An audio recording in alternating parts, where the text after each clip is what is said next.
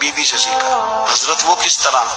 फरमाने लगे मेरी बीवी ने ना मुझे कोई काम बताया, कुछ पैसों की जरूरत के लिए कहा, तो मैंने उसे कहा कि भाई अभी मेरे पास नहीं है, कुछ दिनों में आते हैं तो मैं दे दूंगा। औरतों की आदत होती है, वो बार बार याद कराती हैं। 2-4 दिनों के बाद फिर उसने कहा, हजरत वो मैंने कहा था कुछ पैसे, मैंने उसे कहा कि अभी मेरे पास नहीं है, कुछ दिनों में मिलते हैं तो मैं तुम्हें दे दूंगा।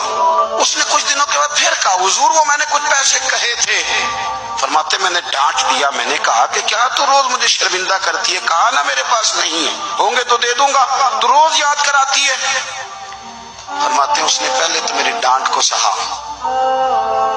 फिर मेरे सख्त जुमलों ने उसकी आंखों में आंसू पैदा कर दिए, फिर उसने अपने आंचल में अपने उस दुख को समेटा और फिर उसने एक जुमला कहा तो मैं रो पड़ा और मुझे अपने रब से मांगने का तरीका आ गया।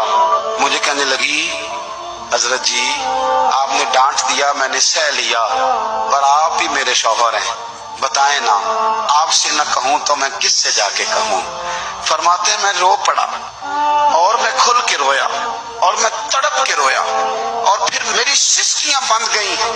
तो मुझे कहने लगी आपको क्या हुआ? मैंने कहा मुझे भी दुआ मांगनी आ गई है। जब मैं उसे कहूंगा ना अल्लाह तू ही मेरा रब है, मैं तुझसे न कहूं तो मैं किससे जाके कहूं? मैं क्यों किसी बंदे से सवाल करूं? मैं क्यों किसी दुनियादार से कहूं? मैं तेरे बंदों का, नेक बंदों का वसीला लेके, तेरे महबूब की गुलामी लेके तेरी बारगाह में आया, तुझसे ना मांगू तो किससे मांगू? समझ आ गई है, जब मैं इस रंग में मांगूंगा तो तेरा रब मेरे ऊपर बड़ा ही फजल फरमाएगा।